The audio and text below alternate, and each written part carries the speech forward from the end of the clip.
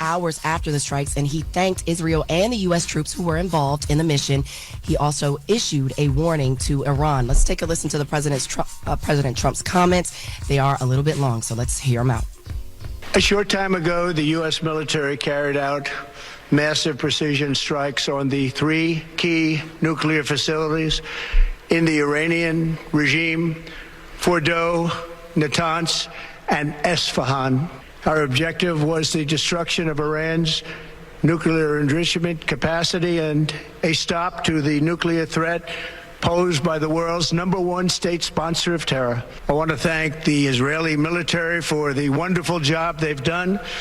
And most importantly, I want to congratulate the great American patriots who flew those magnificent machines tonight, and all of the United States military on an operation the likes of which the world has not seen in many, many decades. Iran's key nuclear enrichment facilities have been completely and totally obliterated.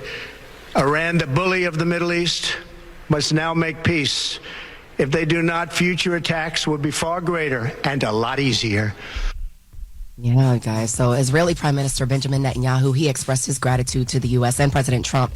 In a recorded address, Netanyahu said Trump's decision to strike Iran will change history. Let's take a listen to those comments from Israeli Prime Minister Benjamin Netanyahu.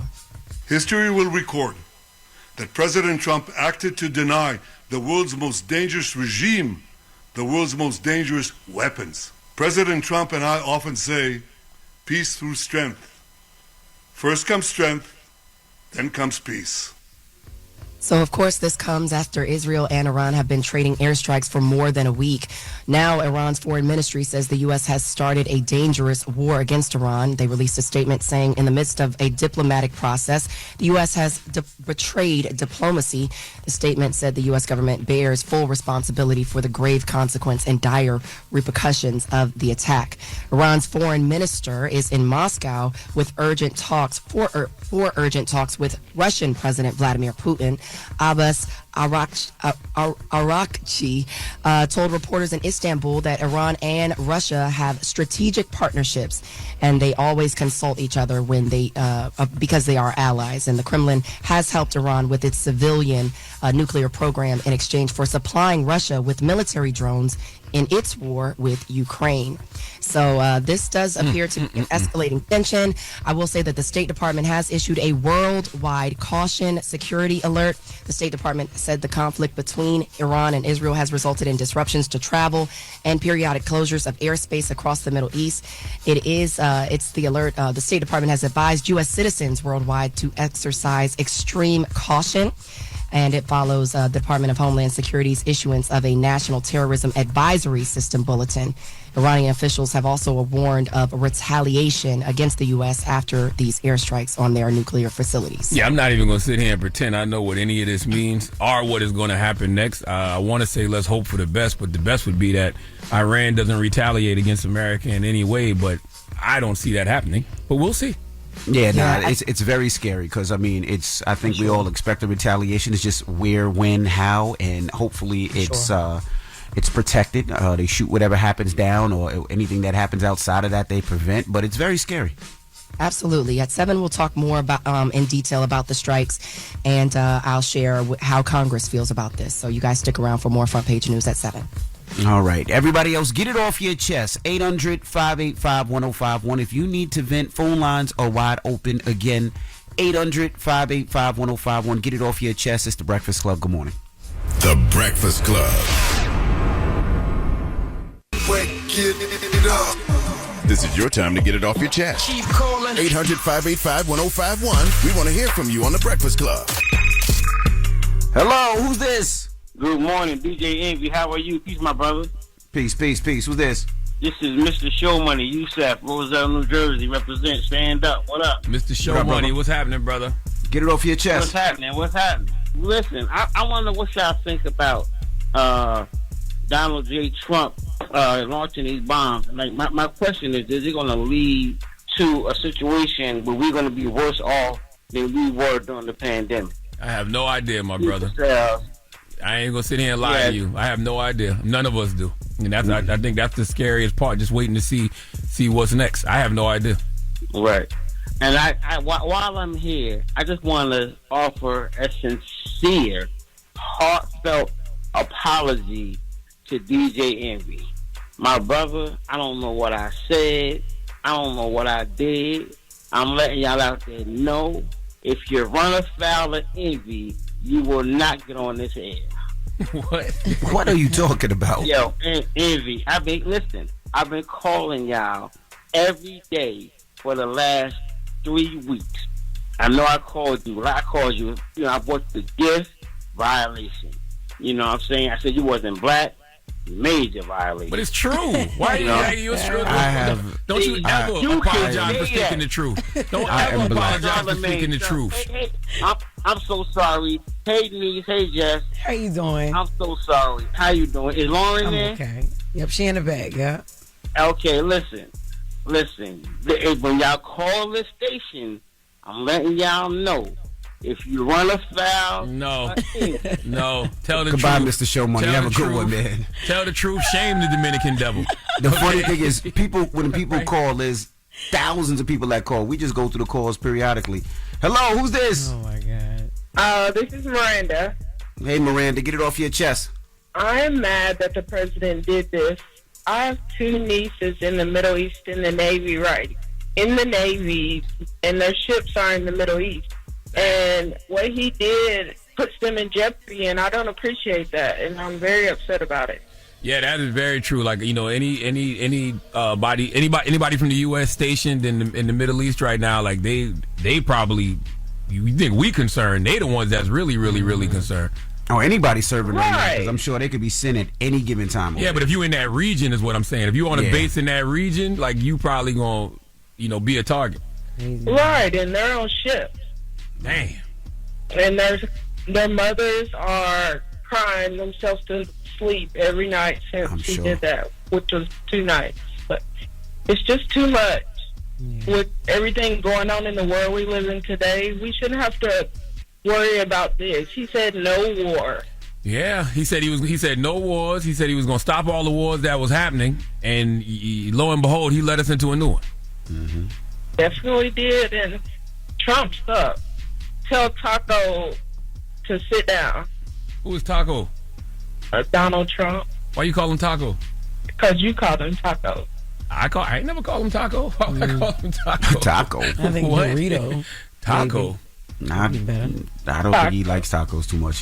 Donald, you could have called him. Nah, I think he liked tacos. I seen him eat tacos. Oh, you have? Yeah, he don't like the nickname Taco.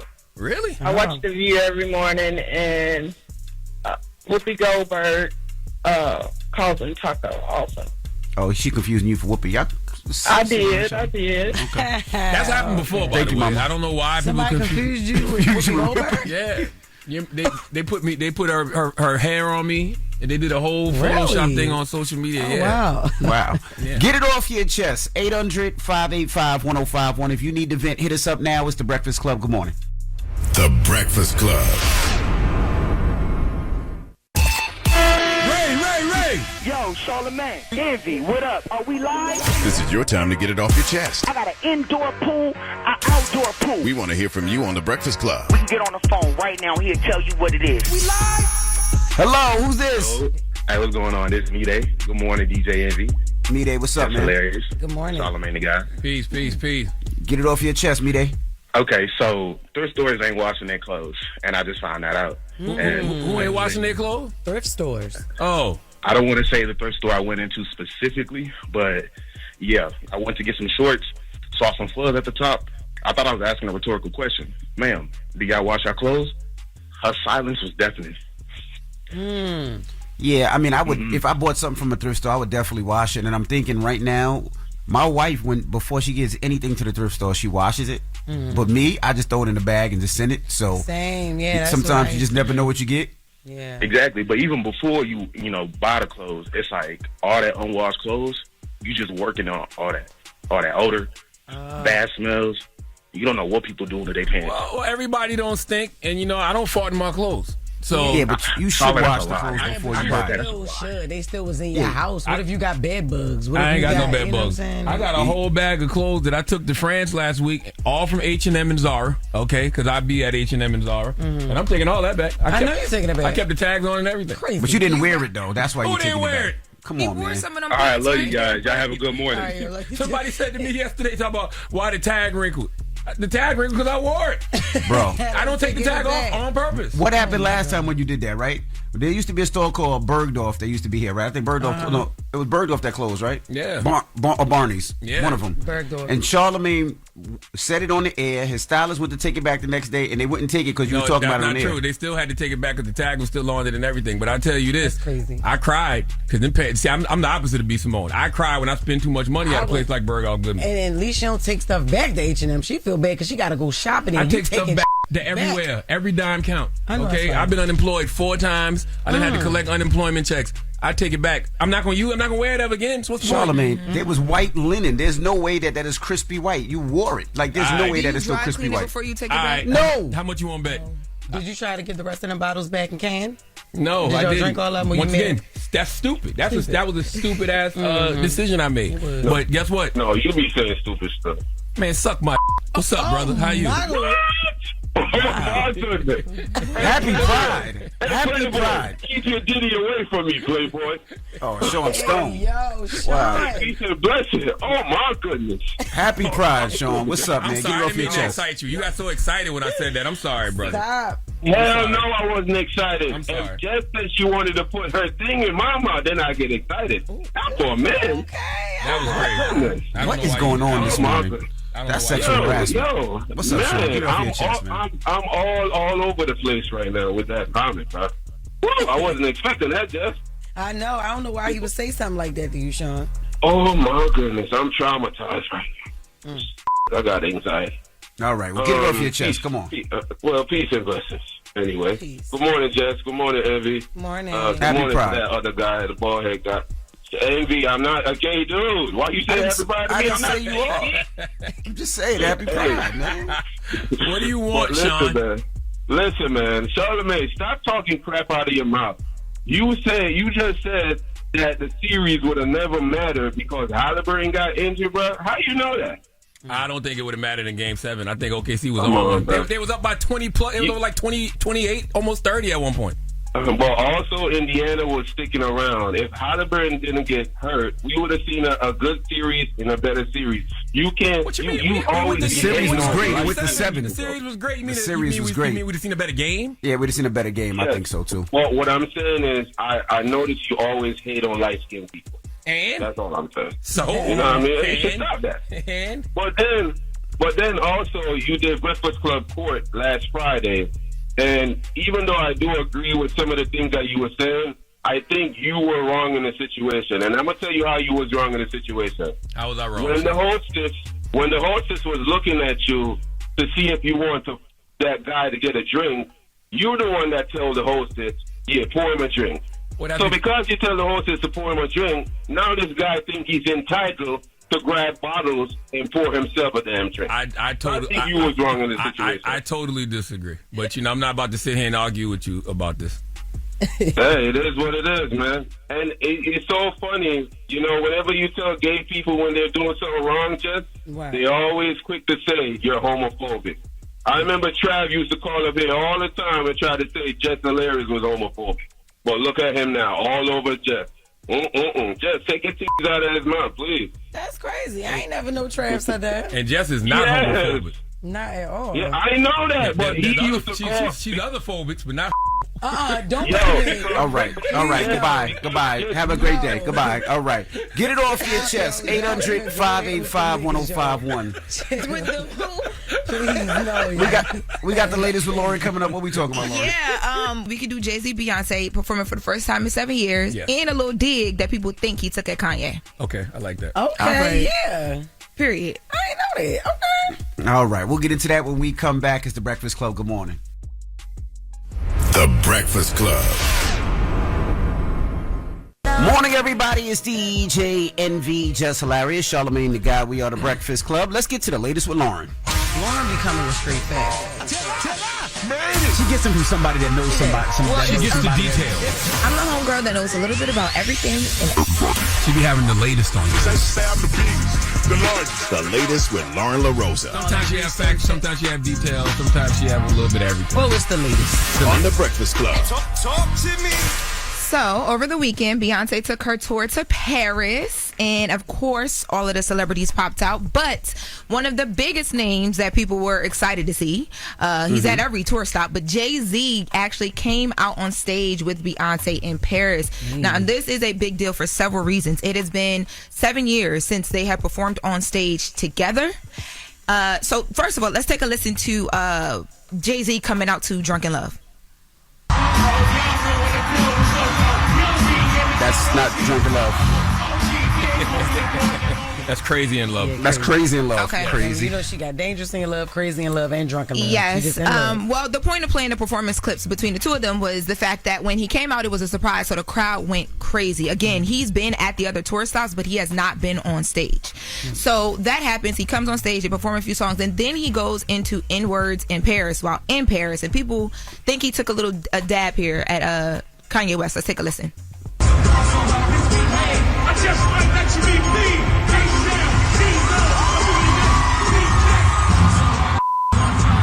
That was not a dig. So he literally just substituted Ye name for his wife's name. You caught it, yes. But because it's her concert. Exactly, which makes a lot of sense, and that is what performers do. But you know that there was the whole Kanye West getting online with the tweets about the kids, and then Mama Tina made, her comments or all that. So people felt like this was him, like, finally getting his revenge back, but I don't feel like just it switching was up the the name. thing. Huh, exactly. And by people, you mean Twitter, of course. Oh yeah, the fans were going crazy. They were not even Twitter. I'm looking at Yahoo.com right now. All of the outlets also talked a lot about this because they need the story, they need the headline. But in other news, while all this was happening, there was another fan theory that was working this way. Now this one was an X theory because Nicki Minaj was online all weekend long talking about or alleging that Roc Nation has silenced her fans in an effort to get her out of here, basically. Who the hell can silence them damn bars? Man. Nobody can silence them bars. What are we talking about here? Well, okay, so let's back it up. So Nicki Minaj did a verse on the Carter 6, the bonus version of the album. Yeah. It's called Banned from NO, the remix. Let's take a listen to her verse. About to copy slides, all you do is flip flop. If I send a pic of Shannon, you ain't that sharp. Still can't spell Prague, and that's horrible. Weezy F, baby, and the F is for phenomenal. Man, already fading like a barber. They know it don't decline, so they never face Carter. French vanilla hazelnut in my Starbucks. NFL fire some and then call us. So she says, NFL fire some N-words and then call us. Now, the song is called Banned from NO, Banned from New Orleans. And, they're throwing shots at the NFL because, remember Nicki Minaj spoke out when Lil Wayne didn't get his chance to perform. Yep, at Super Bowl. So she's on Twitter all weekend and she's hashtagging as she's, or mentioning as she's doing some of these tweets, NFL fire some N-words and then the phone for call us. So she said, they don't want you to see it when I'm liking. So that feature was demolished. Listening devices, cameras, card tags, pages you don't follow under the following section of X. How do I get paid for that? Then she starts talking directly to the Barbs, and she's saying, Barbs, save all info on every time you get flagged or suspended and what platform it is on.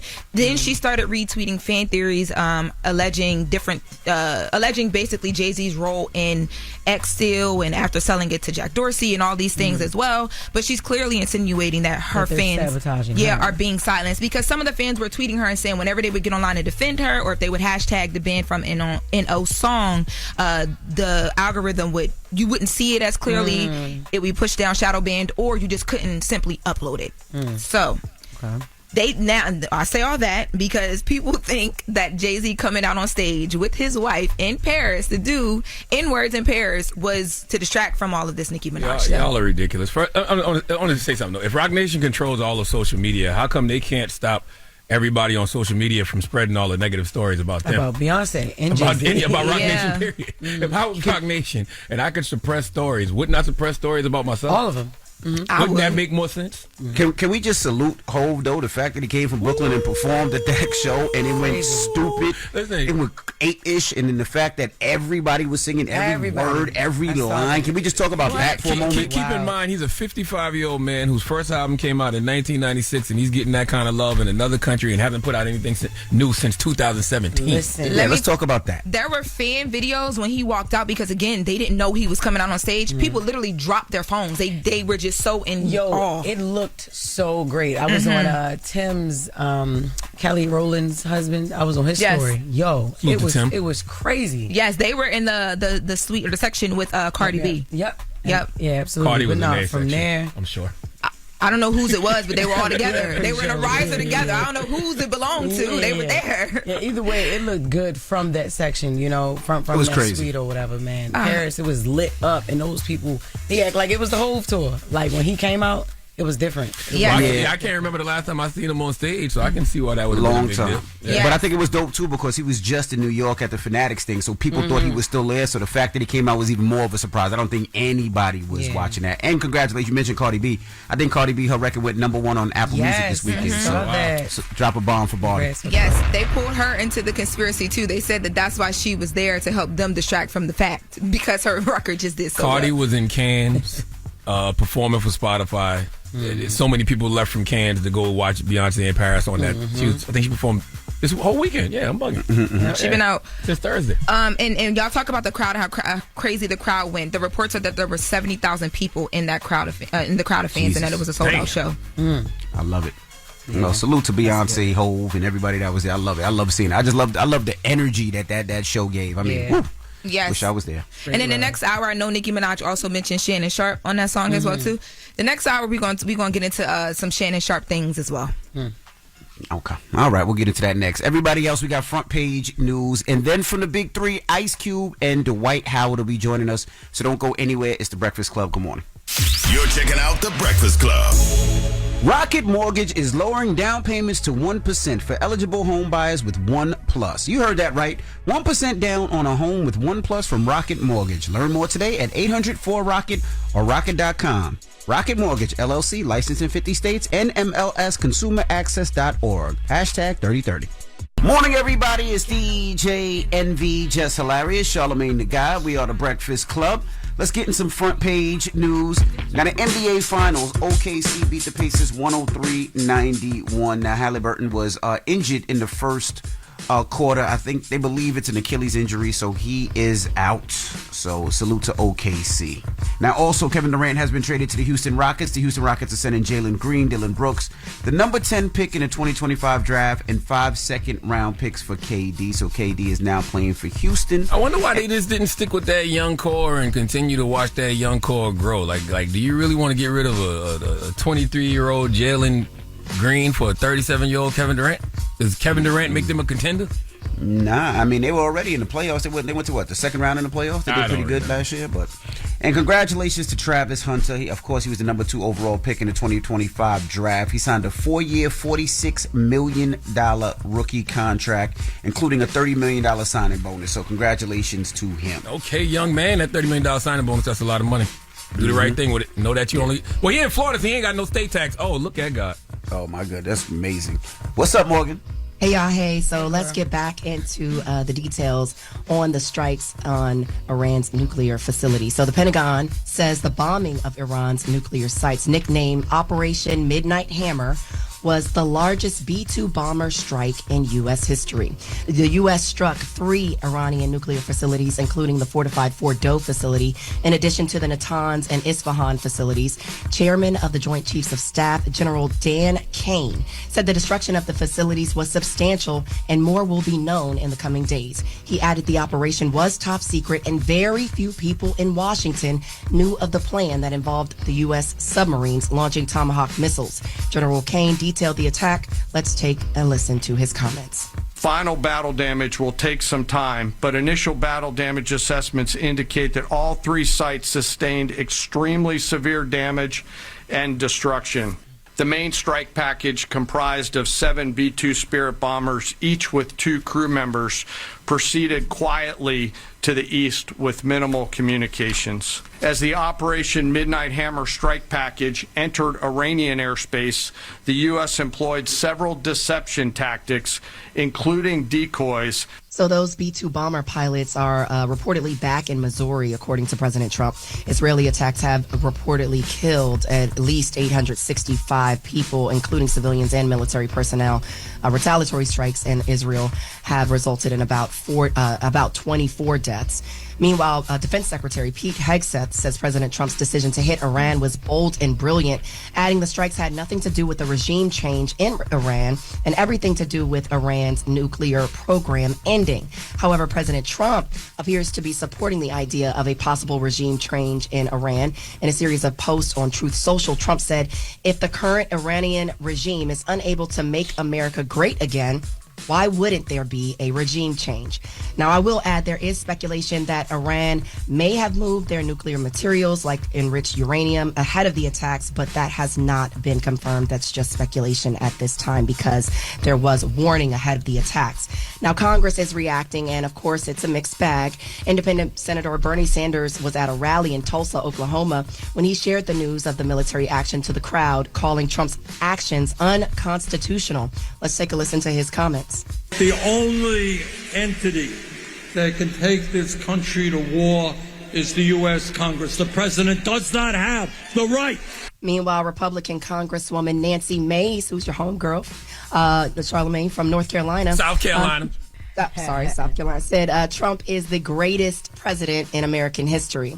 Now, appearing on NBC's Meet the Press, Democratic Senator Mark Kelly of Arizona said the attack, who, by the way, Mark Kelly also served in our military. He said that the attack could lead to severe consequences, adding Trump should have come to Congress for authorization. Let's take a listen to his comments. We could see terrorist attacks here. The Iranians still have a lot of proxies. They could go after us. The escalatory factor of this action that was taken yesterday is significant. So Senator Kelly says he's still hopeful of a diplomatic solution to the crisis, hoping that things can be worked out. What was that, Charlotte? Now, Morgan, this is one of those times where politicians sound like hypocrites because Mark Kelly is right. Presidents should get congressional approval, but there have been a bunch of presidents who have ordered strikes without congressional approval. Barack Obama did it against Libya. Joe Biden ordered strikes in Iraq and Syria without congressional approval. Bill Clinton did it to, was it Kosovo? I think you pronounce it. So presidents ordering military action without congressional approval has become pretty routine. So is it always a thing when they do it? I'm just asking. I don't know. No. Well, this is where those articles of impeachment come up, and that's why House Democrat Alexandria Ocasio-Cortez, she actually says that President Trump's decision to strike Iran could lead to impeachment. So why didn't I'm just saying? So why didn't it lead to impeachment for everybody else? Like when Barack Obama did it, when Biden did it. But it has, not that it necessarily, the people in Congress or congressional members will call for it. Does it necessarily mean that that they'll move forward with the impeachment process? Not necessarily, but there have been times in the past that these congressional members have called for impeachment of the president because of their military actions or actions that they've taken with the military without having that congressional. It hasn't been this much backlash. Yeah, I don't even remember hearing about it during the Joe Biden administration. But I guess that's because the way Trump has been moving, but we haven't heard about it when Obama did it. We didn't hear about it when Biden did it. I do remember when Obama did it. When Obama did it, I do remember, people in Congress saying he needed congressional approval and they were making it a thing. The only reason I know about Biden because I read an article on NBC News last night that was literally about this. It was the headline was "Presidents ordering military action without congressional approval has become routine," and it talked about Biden citing Article Number 2 in the Constitution, which makes the president commander in chief, and I guess basically saying he don't need congressional approval, and that's when he ordered the strikes in Iraq and Syria. As far as what is taking place here on the home front and how this impacts us on immediately, oil prices are jumping following the U.S. airstrikes on Iran. U.S. crude oil has gone up more than 2% Sunday evening to $75.60 per barrel. This comes, of course, as there is uncertainty regarding the oil supply outlook in the Middle East. Iranian state media also reported that the country's parliament supported closing the Strait of Hormuz. According to the Energy Information Administration, 20% of the crude oil consumed by the world passes through that strait, which, by the way, is located in Iran. So meanwhile, the Dow Jones Industrial Average, S&P 500, and NASDAQ futures have all been down. But we will see more of that as the market opens today. So. Yeah, they said if there's more disruptions to that strait, was the Strait of Hormuz, or what is it called? Hormuz, yeah. Yeah, they say gas might jump up to $1 to $1.25 per gallon. Yeah, that's what they be saying. They're gonna have to release. They're gonna have to release some of the reserve to help people out because it's gonna be ridiculous. I mean, $8 a gallon. Nobody's gonna be able to drive anywhere, or the buses or public transportation. Everything's gonna be super duper expensive. But not only that, I believe that also some of our goods pass through there as well. So might want to rack up on things that you can if you're in the grocery store. Just start to don't say that. We won't have toilet paper towel. I don't want to cause any panic. Yeah, I know, the toilet paper and the water and all of that. No, but just pay attention to what's going on around you and stay vigilant. Vigilant. Yes. I got you. Keep your eyes on. Yeah. Keep your eyes out. Keep your eyes on the swivel. There you go. Period. Yeah. So that's your front page news. I'm Morgan Wood. Y'all can follow me on socials at Morgan Media. And for more news coverage, follow at Black Information Network. Download the free iHeartRadio app and visit us at BINnews.com. Thank y'all so much. All right. Thank you, Morgan. Now, when we come back from the Big Three, Ice Cube and Dwight Howard will be joining us. So don't go anywhere. It's The Breakfast Club. Good morning. The Breakfast Club. What did he say that? Because it got to a point, at first you was chill, and then you were just like, nah. He didn't say anything. He just started putting his hands up like he was finna start throwing punches. Mm-hmm. So I'm like, bro, you did it once, you did it twice. What's going on? But it was just too much. Just too much, man. We out there hooping. I just felt bad after. As soon as I grabbed him, I'm like, man, damn, I'm on TV. I'm with Q. Man, I don't want to make him look bad because I can tell. We just got the deal with CBS and everybody. So I'm like, man, I don't want this to look like what everybody say. Yeah. Two niggas always fighting on TV. So I'm like, damn, I mean, it's my big ass and Lance. So after that, I called Cube and, let him know, man, I really apologize for that. We got to be better than that, and I got to be better than that. Q, what was you thinking at first? When you seen the fight, I know you was like, damn, why they fighting? And it was like, the amount of press that they got, it was like, this is... Yeah, I mean, you never want... competition? I love trash talking. I knew it was going to get chippy when they started kind of touching each other. I don't like that part. And, hey, man, it happens. Look, later on that day, it happened in the WNBA with two white girls. So exactly. It happens, It's when you... know that the passion is there. Guys want to win. Guys still got that chip on their shoulder. That's what I love about it. It guys shows that they still it's like it's pride in the game. It just went a little overboard. This is their first game in the league. Yeah. So, they got to just learn it. It's a little more physical. You can trash talk, but we don't want it to go overboard. Dwight, you talked about being misunderstood in the NBA. Does the Big Three give you a chance to, rewrite your legacy on your own terms a little bit? I just have another outlet to play basketball, and I'm very thankful for Q for just giving me that opportunity. So I know I've done what I've had to do in the NBA, not trying to go back and rewrite anything dealing with the NBA, but this is a whole new venture, and I'm glad to be a part of it with Ice Cube. I watch his movies. I've watched so much from Ice since I've been growing up. So to finally actually be in the same room with him, to be working with him, it's an honor. So, I be out there on the court again is a blessing. I played since I was 3, but to come back again at 39, still feel great about playing is awesome. So I'm just thankful that he's made an outlet and a platform for all of us to continue our career, because a lot of times when we get out the league, they just kick us out. It's like, y'all didn't even play with us. So, I'm just thankful for these opportunities. Now, you haven't officially retired from the NBA. No, I haven't. Do you look at the NBA and be like, I'm better than him? I do. I'm way better than him. I'll be like, do you feel that when you look at the league sometimes? Yeah, but then I had to realize it's not about who's better and who's not better. It's just what a team wants at a certain time. And they might not need a 39-year-old player on their team. They might want somebody younger who might not have the same name or anything like that, who, if they lose or win, it can be like, hey, this the player I drafted. I ain't get Dwight Howard. You know what I'm saying? So it's tough to look at it and be like, damn, I know I can beat him. But you can't look at it like that. It's ageism. It's everywhere. And, we should start looking at people, not how old they are, but can they do it or not? Skill level. Can you do it or not? Because we got youngsters out there too. In the big three is 22 and up. So we got youngsters out there that can't do it, and we got guys out there that's in their 30s that can still do it. Yeah. And that's all we care about. Can you put the ball in the hoop? Can you pass, dribble, and shoot and defend at a high level? And what do age got to do with it? And congratulations too, man. Hall of Fame. Appreciate it, man. That's right. Well deserved. It's crazy though, because you got one of the most decorated resumes in NBA history, but for whatever reason, it was a debate. It seemed like it was a debate on whether or not Dwight Howard should be in the Hall of Fame. Like, what do you think people were missing? What did they not understand? I just think that a lot of times, in the era that I played in, social media became a thing. So once rumors or situations start to happen away from the court, I think that kind of shifted the attention of what I did as a basketball player to all the BS, and that became the forefront of the conversation. Oh, he got in trouble here. He did this. He was fighting with Kobe. This, that, and the third. And that don't have nothing to do with my actual resume. So people start looking at the resume and saying, well, dang, he was a bad teammate because Kobe said he did this and all these different things. So I think a lot of that had to do with that. And then, there's a situation that I put myself in, that people have taken that and said, maybe this is why he is not as talked about. But I just feel like all that is excuses because other players, and they've had issues and stuff off the court that still hasn't stopped them from getting their respect on the court and what they've done as players and stuff. So I just think it's BS. So if your Hall of Fame speech had to be written by one of your biggest critics, who would you pick? One of my biggest critics? Yeah. And what would you want them to admit that they had wrong about you? But probably somebody in the sports business like Stephen A. Smith to do it because he knows most of the players.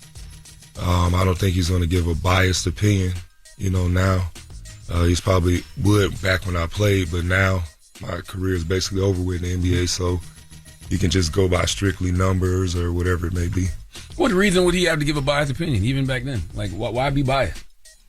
So I felt like all of them were biased towards the system, back then with Skip and all of them. Like, certain players, it seemed like they always got the short end of the stick. They're always talked about in a bad way. And then you got some players who, they don't get that, that same treatment. Now, they always talk about your relationship with Kobe and off again, on again, and how you guys were. Why do you think that is so detailed with your career so much? Like, he just talked about all your accolades. He just talked about all the things that you did.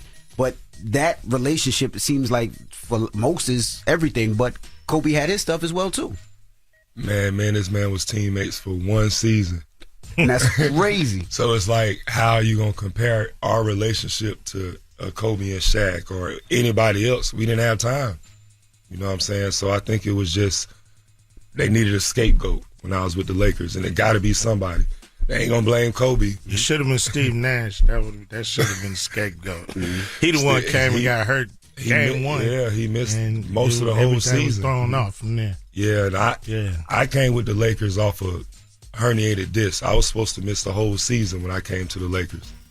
I missed I came back in 4 months. I had a torn labrum that year. I still played. So it's like they took all of my issues and made it seem like Dwight's the problem for this team. And instead of me speaking up about it, I just let it ride because I'm like, what am I? I don't need to go back and forth and tell people like, no, it wasn't my fault. I didn't do this. I just feel like once you do that, it kind of like makes you seem like you was the issue. So I'm like, man, whatever city I go to next, I'm going to just ball out. If we win, we win. If we don't, I did my job. All right, we got more with Ice Cube and Dwight Howard when we come back, so don't move. It's the Breakfast Club. Good morning. DJ, Envy, Jess Hilarious, Charlamagne the Guy. We are the Breakfast Club. We're still kicking it with Dwight Howard and Ice Cube. Jess. What's your relationship like with Shaq these days? And what the hell? What happened with you and Shaq? How did that start? I have no idea. I know they were saying Shaq was upset about the nickname that Superman? Yeah, he says you didn't live up to it. You took his nickname and didn't live up to it. Damn. I didn't know that was his nickname. Yes, you did. Superman, come on. Cut it out. Shaq was Superman? Yes. Where? He had the logo big on S on his thing, the logo on his arm. Did he make himself Superman, or was that something that was given to him by everybody else? He was the Man of Steel. Is that Superman? Yes. Come on, man. So he got the Man of Steel. He got all the nicknames. Hey, man. I didn't even name myself Superman. I went in the dunk contest, did the dunk contest Put the with the cape on. Superman outfit on, and everybody started saying Superman after that. It wasn't no knock at Shaq. Really, it was Soulja Boy. If you want to keep it a bean. Soulja Boy. Soulja Boy did it first. Soulja Boy had the Superman song, and that was my favorite song because everybody know I'm known for dancing and doing the Soulja Boy all the time. So I'm doing it every day in practice. I dunked over my teammate one day, and everybody was like, man, you really Superman. We gonna call you Superman. It had nothing to do with Shaq. You know what I'm saying? I guess he took that as saying it's being disrespectful, but why would I be disrespectful to somebody who paved the way for all of us bigs? You know, we pay homage and honor to the ones who came before us, but when it's our time, we gonna get out there and go. So when I'm playing Shaq, I'm going at him. I'm talking you ain't Superman no more. I'm Superman. Whatever it may be, because it's competition. But as soon as we step off the court, that's my brother. That's the OG. You know what I'm saying? I think people kind of took that as a disrespect, and I have nothing but love for Shaq. So even now, the last time I saw him, we got a chance to chop it up and finish the beef or whatever it was, and now we good. But Cube, I'm glad you didn't hold none of this against Dwight, okay? Between the Shaq and stuff. Nah. Whatever they did in the NBA, they're forgiven. You know what I mean? Come on and rock with the big three. You know, it's really all about, you know, seeing these guys play at the highest level, you know, for the fans. You know, I don't do this for me because I could spend a lot less money if I did, but it's for the fans. You know, it's for, you know, the people who sit around after the finals looking for something to do, waiting for the NFL to start, and now they got the big three. So I'm just glad, you know, a player of his stature came to our league, does a lot for our league. You know, I wish more guys, you know what I mean, more superstars come to the league, you know, when they, you know, done playing in the NBA. You know, give us a year or two, you know, to help blow this up for, you know, for the future, for players who are not superstars, for players who don't end the game on their own terms. You know what I mean? They get kicked out, basically, or they say, you know, we don't have a place for you. And so, you know, some of them got to go overseas. Most of them do. You know, a lot of our guys play overseas, you know, all over the world, but they want to play at home, you know what I mean? In front of, you know, they fans, in front of their friends, in front of their kids, mama, daddy, grandmama coming to the game. So, you know, I'm just happy that he came to play with the big three. Now, at one time, you had there were certain things that you had to do to play in the league, right? You had to get to be over 22. You had to have NBA experience. Have you changed that at all? Yeah, we have. You know, and now it's 22 and up, and so it doesn't matter if you played in the league or not. No, it doesn't matter, because what we realize is 3-on-3 is its own sport. You know, it's different than 5-on-5. You know, in 5-on-5 you can be a specialist. You know, you could be a rebound guy, defensive guy, or a 3-point guy. But in 3-on-3, you got to have all around skills. You got to be able to pass, dribble, shoot, and defend at a high level. And so we realize, like, we need to create our own athletes, our own superstars, because there's some people who they wasn't good in the 5-on-5 NBA. You know what I mean? But they're great in the big three, and vice versa. Some guys were great in the NBA, but when they get to the big three, they get locked up. So it's its own sport. So we need to create our own athletes. Now, also, I noticed that, you know, we talked about it last time you were here, that it felt like the NBA and other leagues were kind of following your guide, right? Meaning it's not just a 3-point line anymore. The NBA is thinking about doing a 4-point line and things like that. Do you think they follow and watch what you're doing and try to mimic what you're doing? Definitely. You know, we changed the game in a lot of ways. You know, we got a running list. You know what I mean? You know, I got to pull up the list. But it's a few things we've been clocking, you know, and it's more than 20. And so that means we're changing the game for the better. And so it's great because we feel like we have some great rules. We have great innovations, but they're all designed for the big three, for the 3-on-3 game. And so the NBA take a few things. I'm cool with that. I done took a lot from them too. So, you know, it's mutual. And, you know, at the end of the day, it's really all about making sure people love the basketball that's being played. And the big three, we play the game the right way. I wanted to ask you, Q, what do you think the NBA fears most about the big three? Is it the format? Is it the independence? Or just the influence y'all have with, like, retired stars like Dwight?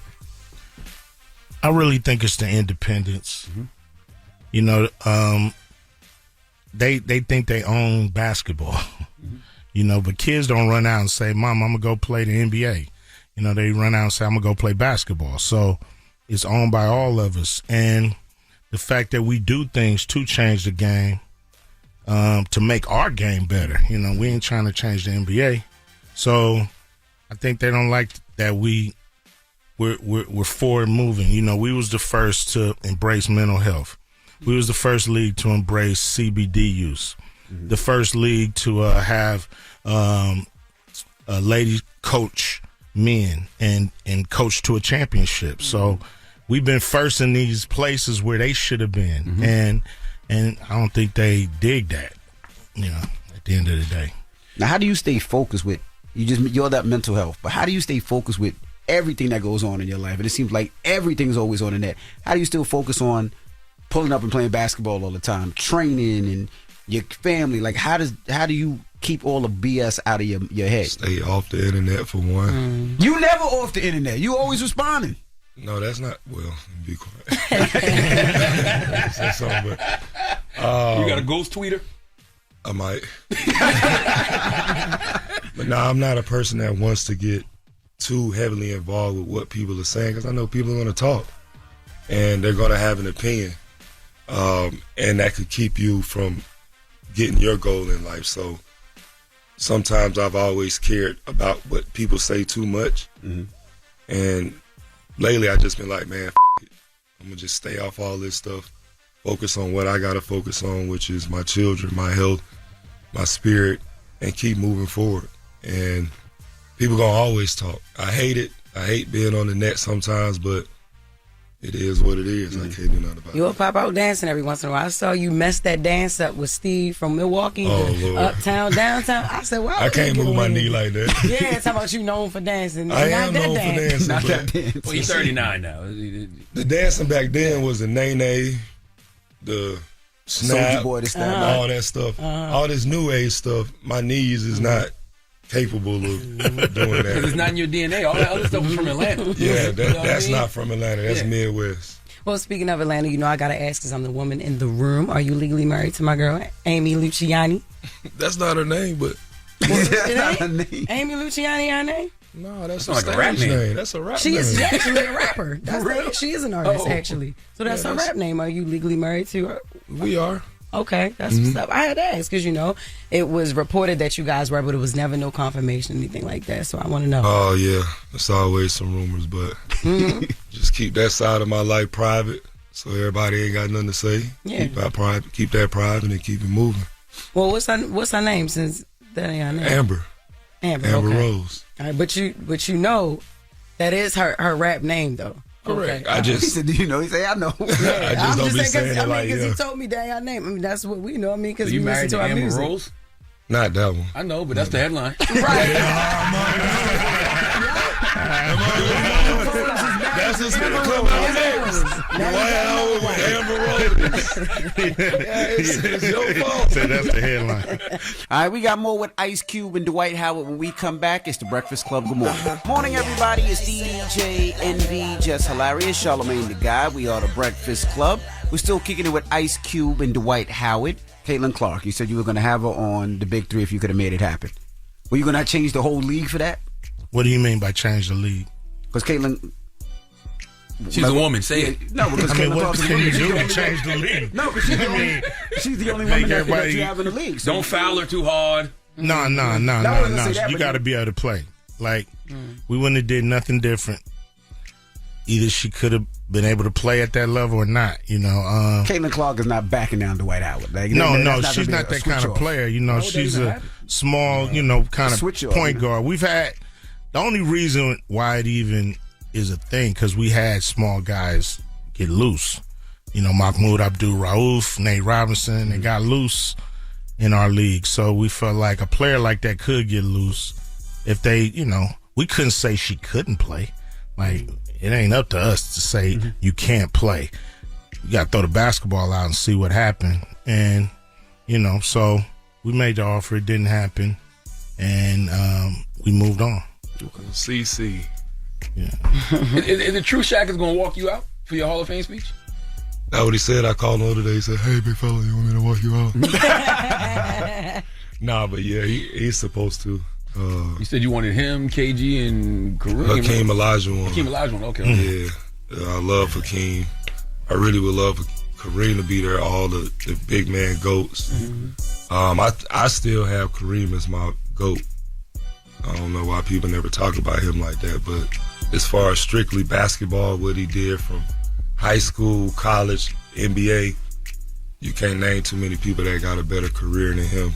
And he had 2 names to do it with. So he killed with one name, then came back and did it again with another name, and he don't get talked about. So I guess it's because he's a big man. Yeah, the big man, until recently, hasn't really been looked at as a skill position almost. Why not? I don't know, because Hakeem Olajuwon was super skilled. It has with Patrick. It has with Spurs, David Robinson, Tim Duncan. Like Hakeem and Kareem. Who was it? Patrick Ewing. Patrick was skilled. Not like Hakeem and Kareem. Well, why? How could you say Kareem was skilled? He just had the right hand hook. That was finesse, though. But you said skill. Skill mean right hand, left hand. Patrick drop step, turn around, jump shot, fade away. Patrick has skills. Patrick Ewing had everything. Remember the big old shoes he had too? Yeah. Hakeem had a bag though. Hakeem had a bag. He did. He did have a bag. He was probably one of the coldest centers. But the most dominant center got to be Shaq. Yeah, Shaq, of course. Now, Ice Cube, I'm not gonna lie, I'm right here. I'm fangirling. I'm like starstruck to even be sitting here with you. I want to know, am I gonna ever get a chance to start? Yo, this clown, yo. He starts snorting. I want to audition for one of the Cube Vision projects coming up. I don't even know if you even shoot your got shot, some Jess. shit coming up or what, yo. But I'm letting you know I'm here. I got if you looking for some pictures, I got some movie ideas. I'm writing. No problem. Yeah, man. Cube, you should give her a character right now and let her do it right now live on the radio. Give her a character right now. Nah. I'll let her, do it right. You know what I'm saying? When we got something right, we'll let you come in and, I just wanted to do know your that. thing. All right, cool. Yeah. Because I don't play basketball, so I can never be in the big 3, but I definitely act. Yeah, that's right. Vision. No problem. All right, thank you. Now, how can they get tickets to support you and make sure they? I got 2 more questions. One for Q, one for Dwight. What do you hope Dwight will do? I mean, what do you hope Dwight joining the league will do for the big 3? More attention. For the league, more more interest. From everybody that love basketball. From the fans to the sponsors to everybody that we need to make this happen. So you get a superstar like Dwight, you got a lot of eyeballs on the league. I don't condone fighting, but the fight did put a lot of, we was viral as hell this week because of Jackson. but the thing is, it's about the game. It's not, the antics will only go so far. But the game is great. People, it seemed fun to play and fun to watch. You know what I'm saying? So that's what it's all about. All right. And Dwight, we see you do a lot of commentary now. Do you feel a responsibility to reintroduce your story in your own words? I just think it's a different chapter, a new chapter in my story. There's no way I can go back and change anything that has ever happened in my past. And, I can't do that, but what I can do is just this next chapter of my life is make it better than my last chapter, My last chapter was really great. I had some great things happen, and I had some misfortunate things happen as well. But, I'm still here today, and I'm very grateful to be a part of the Big 3. I've also always wanted to come on the Breakfast Club, so to be here, is awesome as well, man. It's a dream come true. And by playing in the Big 3, it's a chance to really hone in more of my skills as a basketball player, things that I work on daily or get a chance to do them in the Big 3. And also, I know you was talking about doing a movie with Cube. Yeah. I'm Yeah. Man, I got long lines started. You know what I'm saying? I know you do, man. It's cool. You know, I give everybody a shot. You know. All right. Well, we appreciate you for joining us. Definitely when Big 3 comes to your city, make sure you check the watch. And salute for the jersey. Oh, man. Anytime, every time. Word. We were supposed to get a number 3 put on them, but I don't know what happened. Oh, yeah. The Breakfast Club is Ice Cube, Dwight Howard. Yeah. The Breakfast Club. Good morning. Morning, everybody. It's DJ NV, Jess Hilarious, Charlamagne the Guy. We are the Breakfast Club. Now, let's get to the latest with Loren. Loren be coming with straight facts. She gets them from somebody that knows somebody. She gets the details. I'm a homegirl that knows a little bit about everything. She be having the latest on you. The latest with Loren LoRosa. Sometimes she have facts, sometimes she have details, sometimes she have a little bit of everything. Well, it's the latest. On the Breakfast Club. Talk to me. Okay, so over this weekend, Jim Jones and Shannon Sharpe, it was viral online that they went at it over a conversation that originally started on the Joe and Jada podcast with Jim Jones about influence and Jim Jones being compared to Nas. So let's take a listen to the original comments. Jim Jones talking to Joe and Jada about his influence. These kids love me. They don't really know who Nas is. If he's 22, he's born in 03. But he knows my son can't tell you one Nas record. Let's keep it a buck because they'll bring it up. There must be some type of misconception when it comes to Jim Jones and what Jim Jones have done in this game. So let's not get into that where we get into numbers and I got to show you the statistics of what I've done. You heard to what other people was done. You heard them. You want to go to the Billboard entries, pull up Nas' Billboard entries, then pull up my Billboard entries. Listen, we can't compare the two. I want to go down the line now because now we going down the line. He's a rapper and I'm a rapper. So these comments then led to Jim Jones being a guest on Shannon Sharpe's Nightcap with Ocho Cinco, and they got into it over the comments. Okay, can we address one thing though? Go ahead. Jim Jones has 9 entries in the Billboard 200 with 3 top 10 albums and no number ones, while Nas has 27 entries, 16 top 10 albums, and 6 that have reached number 1 on the Billboard 200. I'm glad you did that because he addressed those entries in that conversation. Let's take a listen to him on Shannon Sharpe's Nightcap. I'm 57. I don't be singing no rap. You see what I'm saying, Ocho? He don't even know about rap. He just doing this for the views to get Jim Jones on there to get him hot. This is not but you don't get him know hot. I will run circles around Nas rapping right now. Right now, I will run Satin around. This is not the clip. We need them. We need Shannon and Jim arguing on Nas. It's crazy, dog. I will run circles around Nas rapping right now. Right now, I will run. What's the other clip that you have? Y'all didn't plan this out beforehand? We did. It's the best show ever. Oh, okay. And it is. I'm 57. I don't be singing no rap. You see what I'm saying, Ocho? He don't even know about rap. He just doing this for the views to get Jim Jones on there to get him hot. No, hold on, man. That's the same clip too. No, he played a different clip, and y'all threw him back to the second clip. Play the second clip, not this one, the one where he starts off. Go ahead. I'm 57. I don't be singing no rap. I will run circles around Nas rapping right now. Right now, I will run Satin around Nas right now rapping. Everybody knows that. You heard? He Let's done not talk about retired. the past. He put it down. He said it down. I will run laps around Nas rapping right now, bro. Jim, you talking right now? But I'm talking about when y'all and his prime and your prime, you couldn't see him. I'm still in it. Oh, Cam was smoking his boots. I wasn't rapping when he was rapping, but Cam really got at him. You remember I really mean it? We've been getting at them boys, but this is not about that. Right now, 2025, I'm in the game still rapping at a high capacity. If Nas wants to smoke, come in the booth. I will rap circles around. Jim Jones is rapping at a high capacity right now in 2025. I'm on record as saying I think some of the best music that's been coming out of New York in recent years has been from Jim Jones.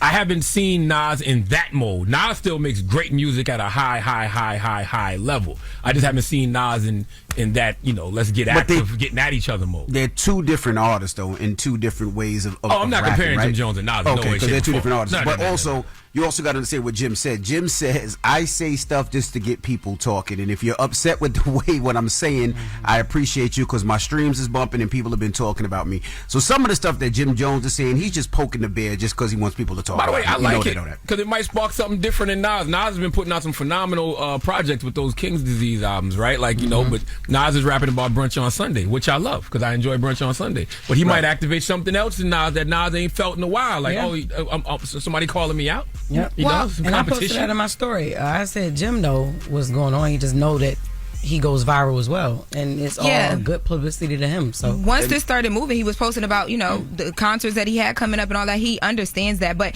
I think unfairly though, people have been there's been a conversation around him because people are like, well, why are you even comparing yourself to Nas? But he didn't originally have the conversation. There was a podcast that said not even about entries, more so about influence right now, who younger kids would know. Like if you're in the club, who you're playing. It was that whole conversation. I remember that. I'm gonna be honest with you. I don't know why that's a conversation though. Why are people talking about Nas and Jim Jones in the same breath? Like that doesn't make sense to me. It doesn't even make sense. Well, but I will say this, and part of it is I think people try to limit and take what Jim Jones has done for the industry, and I think Jim Jones is just fed up because Jim Jones has done a lot. I mean, he's put up platinum records, put up gold records. He helped architect the Diplomats. So he's done a lot for the industry, but you can't compare them to. Like, that's not even a fair comparison. And I wonder how are you supposed to feel about yourself?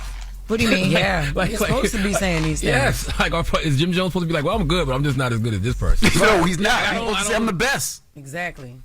Well, I mean, we can all disagree. Like I definitely rank Nas higher than Jim, but I also understand what Jim is saying. Like, let's talk about right now in this moment. I still think Nas will get him, but I haven't heard Nas in that aggressive mode the way I've been hearing Jim.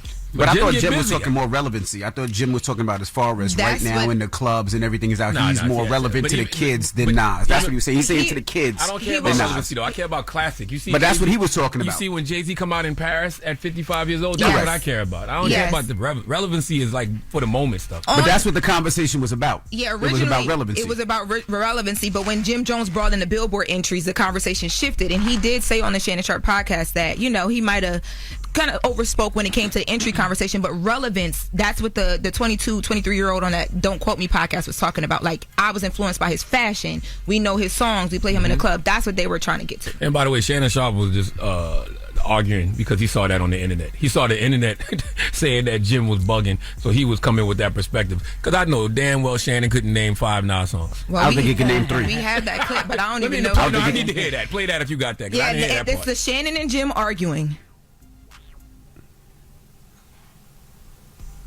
We have it.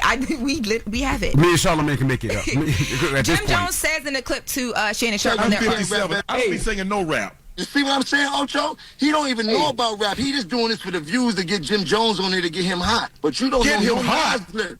You don't know Nas. You better check the podcast page. Hey, this is the biggest podcast you ever been on. Do you know Nas? This one. When you get big, you get invited to Club Shay Shay. Nas get invited to Club Shay Shay. Jada can get invited to Club Shay Shay. You not on that level yet, bro. You dealing with the wrong one, bro. We here. You can't out talk me. Alone, bro. You might can out rap me, but you can't out talk me. Don't nobody want to go to Club Shay Shay. Nobody want to buy no VIP tickets to that. Nobody rushing to go to that. Biggest podcast you ever been on. Club Shay Shay. Hey, you do got a good podcast. You get an invite. You do got a good podcast. Nobody listening to me. Yeah. Oh, wow. I got to hear him ask about the Nas thing. You can't hear him because Shannon Sharp is yelling over him, but he said he can't even. He said, Ocho, he can't even name a Nas song. He can't even name a Nas song, but you can't really hear, but it's in there. Oh, okay. It ended on a good note though. They wrapped it up kind of positive, where they were like, people gonna make this a thing, but it's just us. We just talking. We talking music. So. Nah, yes. I don't think it's gonna be a thing because then after I seen Jim working out, throwing some more shots at him. So I think because a little more feelings got into on both sides. He challenged him to get in the gym. Then they start having a gym challenge conversation, like the physical gym. Crazy. So that's like the barbershop. When you go to barbershop, y'all talk about one thing and then all of a sudden it turns into a fight later on. Y'all don't know what y'all fought about. That's what that seemed like. Been on Shay Shay? Did he go on there? I don't know. I'm not for sure. I don't think he's been on there yet. No, I don't think he's been on there Jay-Z going there either, right? Jay-Z? No. No. Hov hasn't been on there, no. Jay-Z ain't been on nothing. Okay. But I like the conversation. I do like the aggressiveness. I love the fact that I just want to see them rap. I love rapping rappers, but we'll see. But thank you. That's the latest with Loren. Now, Charlamagne. Yes. Who are you giving that donkey to? Man, 4 after the hour, there's a 21-year-old named Angel Montanez. He needs to come to the front of the congregation. We like to have a word with him. If we say things like these kids don't want to work, boy, he's proving us right. We'll discuss. All right, we'll get to that next. It's the Breakfast Club. Good morning. Wake up. You're locked into the Breakfast Club. Rocket Mortgage is lowering down payments to 1% for eligible home buyers with One Plus. You heard that right. 1% down on a home with One Plus from Rocket Mortgage. Learn more today at 800-4ROCKET or rocket.com. Rocket Mortgage, LLC, licensed in 50 states, NMLS consumeraccess.org. Hashtag 3030. With the donkey. It's time for Donkey of the Day. There's a bunch of donkeys around here. With the hee-haw. Yes, you are a donkey. What the hell? What the hell? What more do you need, you donkey? Some donkey todays just sell themselves. Charlamagne, give it to him. Breakfast Club all day. Give it to him. Oh, man, Charlamagne. Who you giving Donkey of the Day to now? Well, Donkey of the Day for Monday, June 23rd goes to 21-year-old Angel Gomez Montanez. Now, that's a name that'll alert ICE. Now, listen, this man was born in 2004, okay? I got a rule. I don't argue with people who were born the same year Kanye West College Dropout was released, okay? I'm not going back and forth with anybody who was born the same year T.I. dropped his third album, Urban Legend. Okay, how do I look debating somebody who just entered the world the year Lil Wayne dropped the Carter 1? There is nothing to be gained by that conversation. Okay, there is also a theory that youngins that age don't want to work. Okay, that youngins that age have a sense of entitlement. That youngins that age want things handed to them. Well, Angel didn't disprove any of that, okay? In fact, Angel might be Exhibit A on why a lot of that is probably true. Let's go to ABC 13 Eyewitness News for the report, please. Breaking overnight, the man investigators say murdered his roommate rather than pay rent is under arrest. Harris County Sheriff's Office says that Angel Gomez Montanez was safely taken into custody. No other details published about this.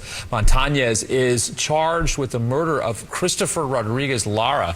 Lara's mother telling ABC 13 that Montanez had been living with the family for free for about 3 months. When she started to ask him to start contributing, she says Montanez shot and killed her son Thursday outside the apartment on Butte Creek Road in North Harris County.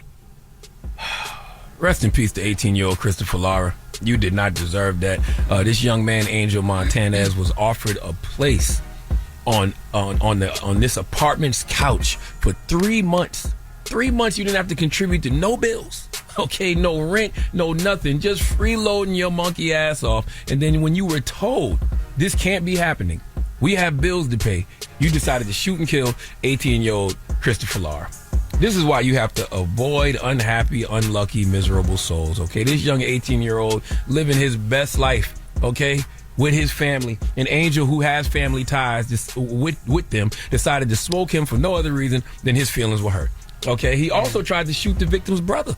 That's what a 9-year-old witness reportedly heard the suspect say. I'm going to kill all of them. Here's the thing. If you can come up with a plan to commit a murder, then you can come up with a plan to get a job. Okay, 21 years old, living rent-free for 3 months. Do you know what kind of blessing that is? Everybody out there listening to me right now, just imagine the kind of cushion you could have for yourself if you didn't have to pay any bills. Not one.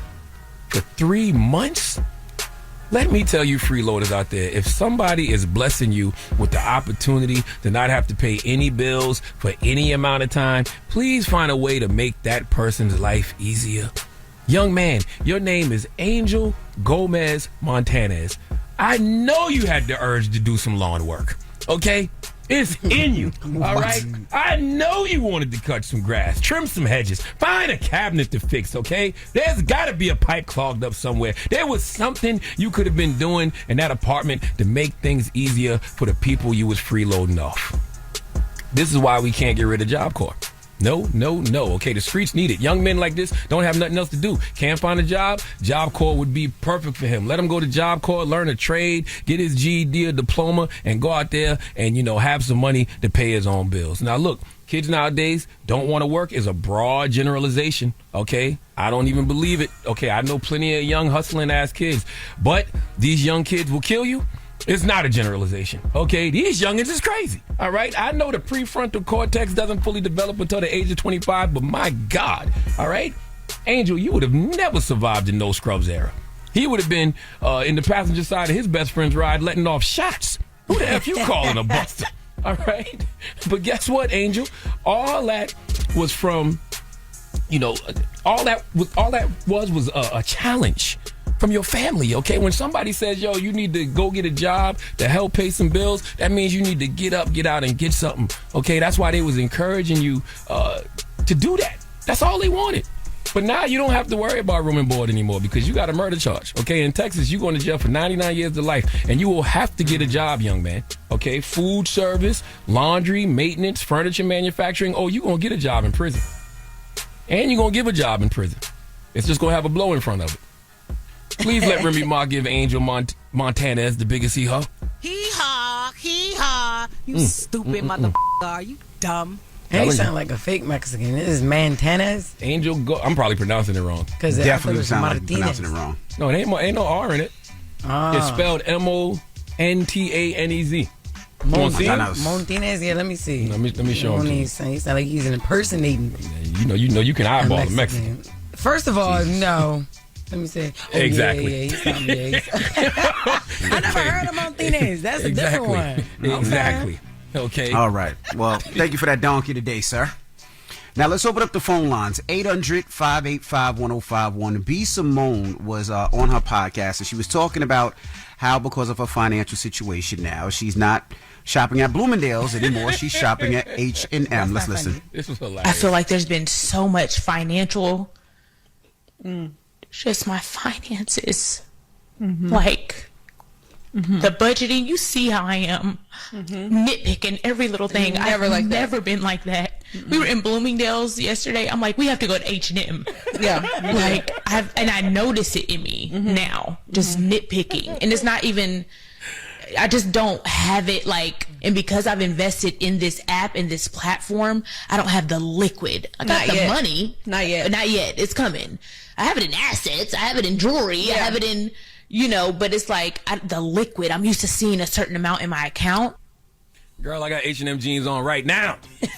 Literally right now, I got H&M jeans on, okay? And a whole bunch of H&M stuff you see, that you taking back. Because last week I was in France for business at Cannes or Cannes or whatever. Everything I took was from H&M and Zara. What are you talking about? So what is the question? What are we asking people today? To take it back. 800-585-1051. You be looking good up in that H&M. You see what I'm saying? Okay. So what is the question? Is shopping at H&M and stores like that, is that a bad thing? Is that what we're asking? That's not a bad thing. That's the only thing. That is the question. 800-585-1051. And this is some of the things I don't understand. Like, with the price of everything going up, and it's fine to have a couple of nice pieces if that's what you're into, but when we got to this place where you can only wear things once and you got, it's trash and whack. H&M and Zara is high end to me. Okay, I'm Marshalls. All right, before y'all was boycotting Target, I get all my t-shirts from Target. Right. What are y'all talking about? Zara is definitely high end. It's high as hell. High in price, expensive. And not for nothing, Zara's prices went up. Yes, they did. Zara's prices went up. Zara was a lot cheaper before. Zara's prices went up. See the tag? I got $56 linens. Okay. Right. Okay, see, that's linen, babe. $56. Yeah, 56. Taking it back, too. Left the tag on, damn it. Yo, you're a bird, yo. You are a bird. You are a bird. Okay. 800-585-1051. Is shopping at stores like H&M and Zara a bad thing? I mean, you seen her crying and she seemed distraught that she couldn't go to Bloomingdale's. That is the question. Now, Simone need to get a job. Well, you got damn, and not a 9 to 5 either. She ain't doing them. Don't even play with her like that. Listen, no, you got to really still think about where she was, right? Because she used to ball out in Balenciaga. She used to ball out in Bloomingdale. She used to be able to do that. Now, to go from that, and now you walk in there and you like, we got to go to Forever 21, or we got to go to City Trends, or we got to go to H&M. That's different for you. So for her, that's different. I don't feel sorry for her. I'm not saying no way, shape, or form. I'm saying we gotta. And B. Simone ain't got no kids. I could tell, right? No, she doesn't. She doesn't have any because that kids. stops early. When you start having kids and you start seeing college and you start seeing activities, you be like, man, just give me a white T-shirt. And crying over H&M. How? Listen. I got nothing but love. We'll do it when we come back. We'll do it when we come back. We'll do it when we come back.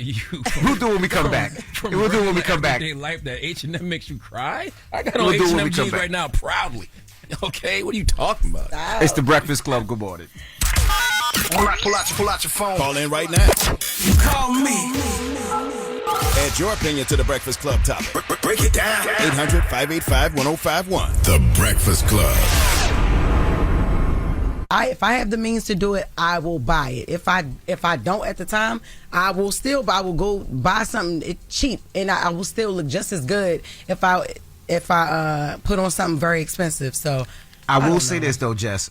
Charlamagne bought some stuff off of Temu, right? And I tried to buy some stuff off of Temu, and the pockets was in wrong places. It's different. Like there was supposed to be cargo pants, and it wasn't cargo. There wasn't the right sound. It felt like a Gorda Control. And all the vendors on there are not trustworthy. You got to read the reviews. First of all, I love them cargos I bought from Temu. I know. Them cargos was $9.99, and I didn't care about the pockets because I grew up on Gordon Gartrells. So for me, I felt like I had designs that nobody else had. You ain't gonna never shame me because I love shopping at places like Walmart and Target before the boycott and Marshalls and TJ Maxx. Zara and H&M is high end to me, but when I went to France last week, you couldn't tell me I wasn't doing it. And my H&M linens, but I know for $57, and bought $2,500 bottles, and left the tag on them to take them back. Don't know why you did that. That was stupid, right? But I don't think we're missing anything. I just think that B. Simone wants us to look at it from her perspective, right? Like she was at one point only wearing. People can't afford eggs right now. Yeah, we don't relate to you. And rent. Right. So let's go to the phone line. We're not missing anything. She's missing. She's missing it because what Jess said is true. I just want to know who does B. Simone plan to get sympathy from. Like you crying over H&M. H&M, we love H&M. Like that's what we do. Maybe other celebrities. I doubt it. Let's go to the phone lines. Hello, who's this? Tracy.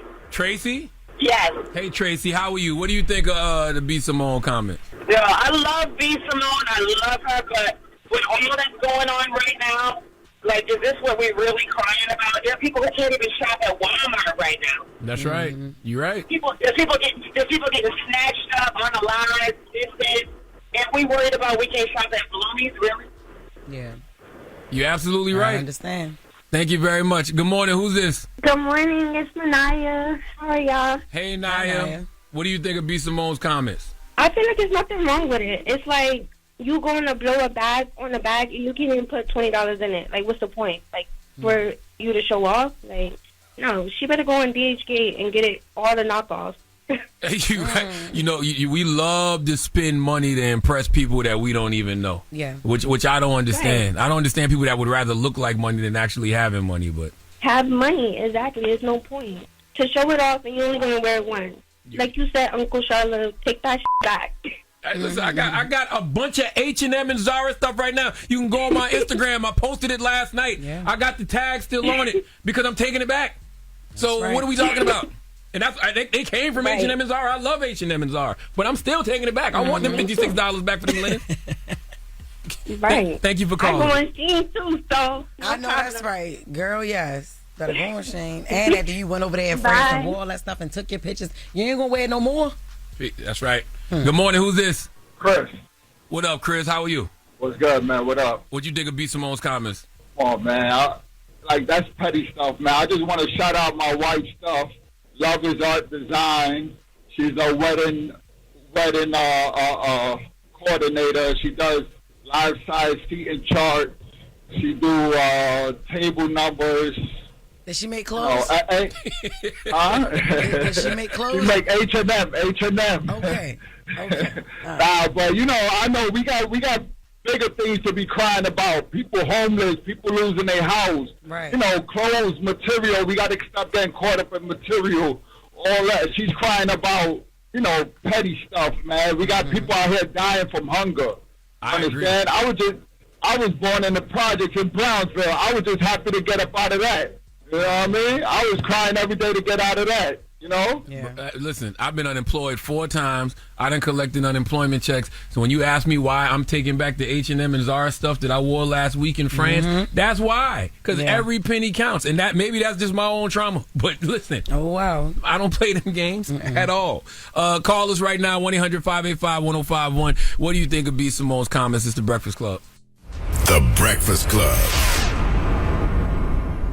Yes, it's the world's most dangerous morning show, The Breakfast Club. Charlamagne the God, DJ Envy, Jess Hilarious. We are discussing B. Simone's comments that she made recently in regards to H&M. Let's listen. I feel like there's been so much financial, just my finances,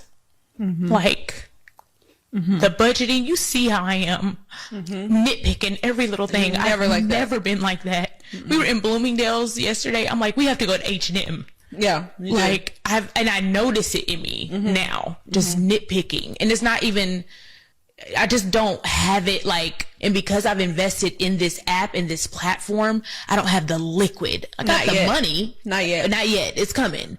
I have it in assets. I have it in jewelry. I have it in, but it's like the liquid. I'm used to seeing a certain amount in my account. I don't have any sympathy for. None whatsoever. I understand. Because I love H&M, and I literally got on H&M jeans right now. And I got a whole bag of H&M and Zara stuff that I wore last week when I was in France. To me, that's fancy. Wearing H&M and Zara is fancy. And guess what? I left the tags on it. Yeah. Because I'm taking it back. Right? It is going back today. So I don't know who B. Simone is planning to get sympathy from. And you know what's so crazy to me, Jess? Yeah. The people are the reason that we're in the positions that we're in. Yeah. Like, ain't she the stand-up comic, right? Yes, she is.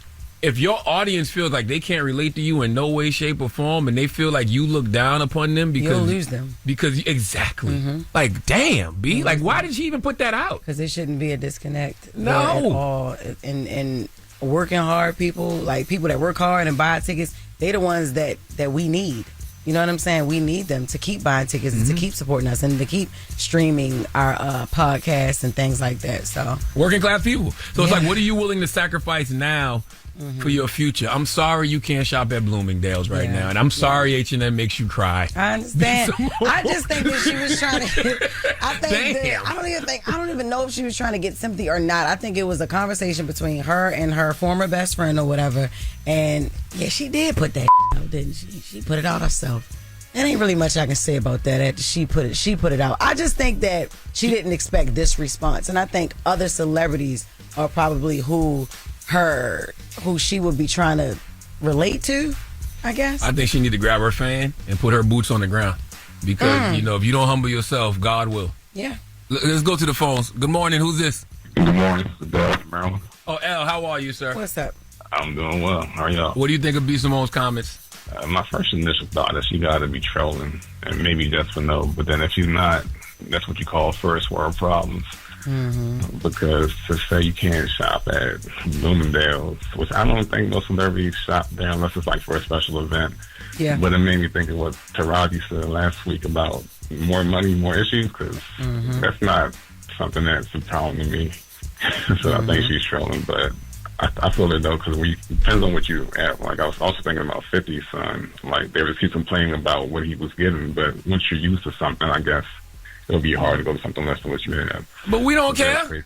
Yeah. Like, like people out here barely can afford groceries. Yeah. People out here struggling to pay rent. We don't care that you can't shop at Bloomingdale's no more. Exactly. She's definitely trolling. That's hilarious. Well, have a great day, my brother. Good morning. Who's this? Hey, this is Tay from Virginia. What's up, Tay? What you think of B. Simone's comments? I would not be that type. She shouldn't do that. Like, be that way, but she's smart, and I think she'll learn how to pivot. Hopefully, God to talk to her, and she'll realize she could just settle down and don't worry about that. Really, because I'm a city trends girl. I make the clothes don't make me. There you go. So I'm good with a white T-shirt and some cute little jeans, and I'm all right, as long as my money's straight. That's all I count my blessings. See, now you're talking. I'd rather actually have it than look like I got it. Yeah. Like, count your blessings. It all come like it's coming the way it's supposed to come. Everything gonna fall in place just the way it's supposed to. Yeah. You just be a little patient, and it should be okay. Is this the actual Breakfast Club? Can you hear me? Who else would it be? I love y'all. I love you too, yo. We love you too. Yes. Is this the actual Breakfast Club? You think we the AI Breakfast Club? No, because I won tickets to go see Martin, so I just saw Jessica there. Oh, okay. man. I bought my ticket.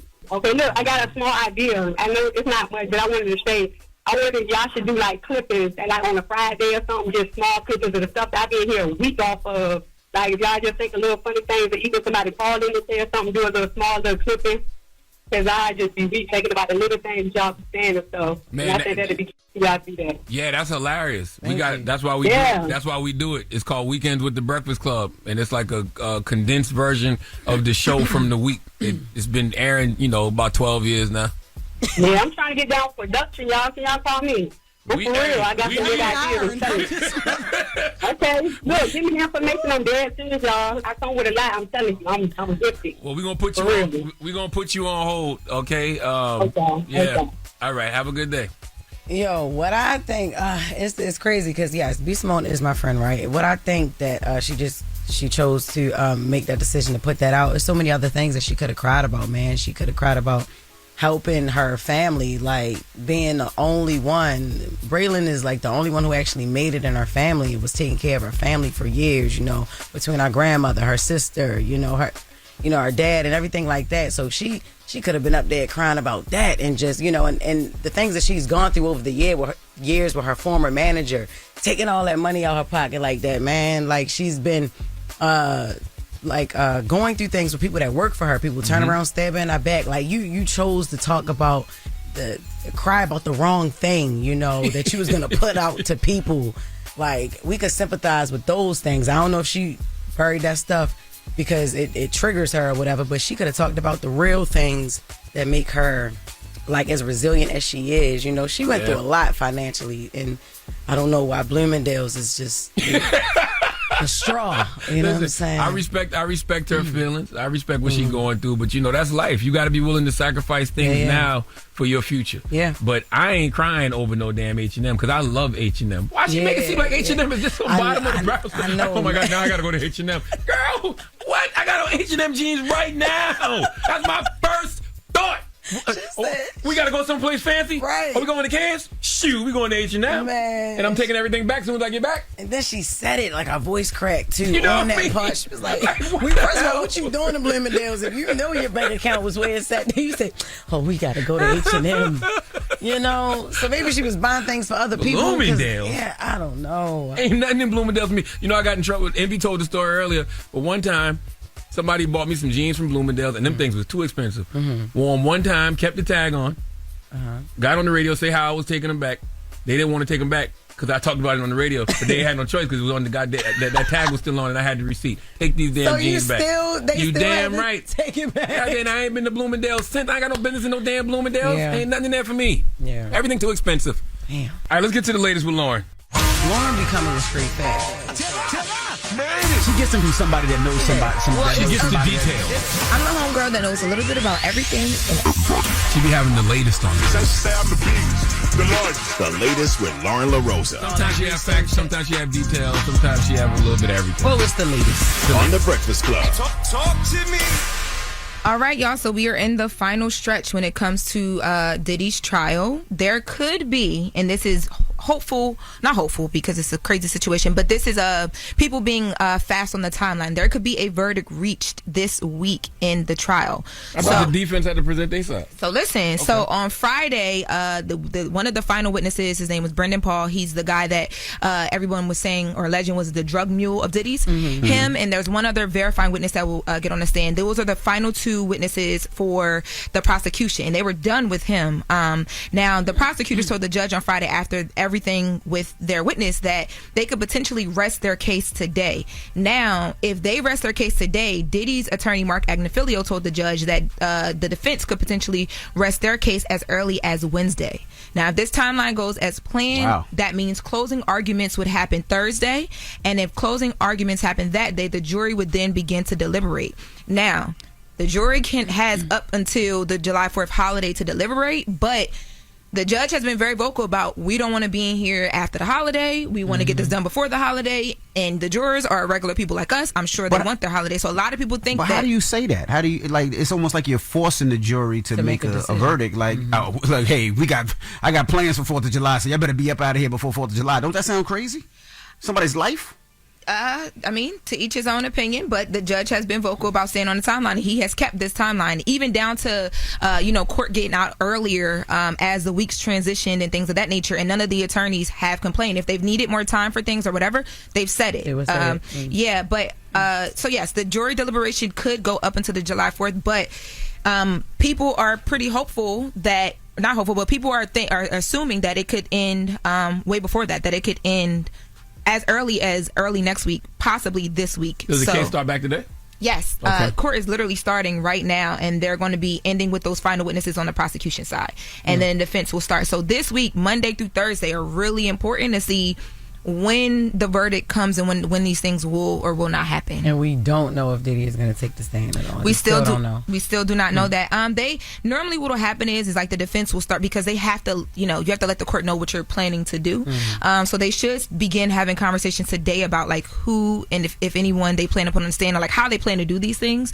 So that'll come. I broke this down in the podcast, The Latest with Loren LoRosa, Friday when I left court after Brendan Paul spoke out about not being an alleged drug mule, and there was some texts from Cassie that were entered into evidence on Friday. And these texts was crazy. One of the texts said, from Cassie to Diddy, it said, you treat me like a hooker, to be honest. You always want to call one, and you have one. This hooker has been here for 10 years. And in the text that they showed on the screen, Diddy responded, wow. And these are other evidence that the prosecution is entering that they're going to center a conversation around. So we should be knowing some things soon. I don't know why you don't take the stand. I mean, take the stand, throw yourself on the mercy of the court, because everybody forgets in the beginning of this trial, his lawyers did concede to a lot of the conduct, right? They said that. They was like, we concede to a lot of the conduct, but we're just trying to say that a lot of the conduct was consensual and nobody was coerced. So why wouldn't you just get on the stand and like just, man, tell your truth, whatever that truth may be, whether it was drugs, whether it was ego, whether it was power tripping, like whatever it was, just tell your truth. Throw yourself on the mercy of the court. Also, if he did something illegal, he doesn't want to lie on that stand when they ask him if he did do something that was illegal or not, against the rules. So he doesn't want to lie and purge himself. They kind of already proved that. I mean, because you only got to prove 2 predicates, right? When it's a RICO case. The bringing prostitutes in from out of state, that's been proven. For the most part, right? So my point is, when the lawyer said we concede to some of the conduct, what is the conduct they've already conceded to? Because clearly they've already conceded that some of the stuff he's guilty of. Well, they in the defense's opening statements, they conceded to Diddy being a horrible person in character, and they said if this was a domestic violence case, he would be guilty of that type of assault. They didn't concede to him doing all the things that the government alleged. Yeah, they didn't concede to anything he's being charged with. They just separate. Go ahead, Envy. Yeah, no, I was going to say they didn't concede to anything he's being charged with. They just said, yeah, he's a bad person. This was domestic violence. But he didn't concede to the prostitute stuff. He didn't concede to the RICO. He didn't concede to the drugs. They tried to make it more lifestyle, and this is just how he lives his life, which has been the conversation. Is this a sexual preference conversation, or is this a enterprise, a trafficking ring of things? Like that's what they tried to do. They didn't concede though. And people normalize things so much that you forget that you may never have even known that what you're doing is an actual crime. I've been thinking so much about that and hearing these testimonies. Like, there's a lot of things that I'm like, oh, wow. I wonder if he even in doing it knew. Because he's texting a lot of these things. There were also texts entered allegedly between them, Diddy, Cassie. They're trying to figure out a situation with one of the escorts. And they're talking about flying him in. They're getting his information and, all these things. And I'm like, wow, I wonder how they have that conversation as a defense. Because what did he actually know in doing this? Did he know he was committing a crime? Right? Let me tell you, I've been flued out so many times. I did not know that I was trafficked. Were you giving money when you leave? Let me not mind your business. Yes, I was getting money. I'm not going to fly away for free. You know what I mean? So I didn't know. I don't know that. I'm just saying, if you're bringing in prostitutes, that is actually illegal. Well, yes. Okay. Well, take a listen to The Latest with Loren LoRosa, the podcast, guys, because we broke it down, and I'll break it down more after today. But really quick as we wrap, I did want to take some time to shout out Jason Lee and Hollywood Unlocked. They did their 5th annual Impact Awards over the weekend in LA. Keke Palmer was honored, Don Lemon was honored, Fantasia, Vic Mensa, Tiffany Haddish hosted, and there's a lot of beautiful black people there. Oh my God, there were so many big names there. They did a mic pass. Keke Palmer sung, Yolanda Adams sung. Yolanda Adams actually spoke some life into Jason Lee. Let's play that audio as we wrap. What God has entrusted in your hands is something so special. Don't let anybody with agendas come in and erase what your heart desired told the Lord you wanted to do years ago. You know what you and God are talking about in your private time? It's manifested. It's manifested. There are very few people who can get Hollywood, sports, corporate America, and just regular average people who love God all together. That anointing is on you. That's why God had to change the direction of everything that was going on. Jason Lee doesn't get enough credit for what he's built with the Hollywood Unlocked Awards, because you think about all of the platforms that existed before Hollywood Unlocked and had the cachet to do that, but didn't. Yes. But for him to actually have the idea to do it and execute it, and it's become so culturally relevant in such a short period of time. Dropping a clues bomb for Jason Lee. Absolutely. We always talk Salute to about Jason what Lee. we should be doing. We should be building our own awards That's right. and all that type of stuff. And he actually went to go do it. So yeah, shout out to the Impact Awards. And then not only that, like you said, Jess, he did it and then he flipped it and then jumped into politics and then started building up his own community. So salute to Jason Lee, man. Definitely. He actually been doing it all at the same time, which is actually more impressive. Jason Lee will get up there and shade somebody and then go be passing legislation and stuff. That's right. The same day. That's right. And then get the biggest names in Hollywood to show up to an award ceremony. I wish you would tell me what I can't do. God damn it. I know that's right. Dropping a clues bomb for Jason Lee again. Like that guy. All right. Well, My guy. that is the latest with Loren. Now, when we come back, we got the People's Choice Mix. It's the Breakfast Club. Good morning. Wake up. You're locked into the Breakfast Club.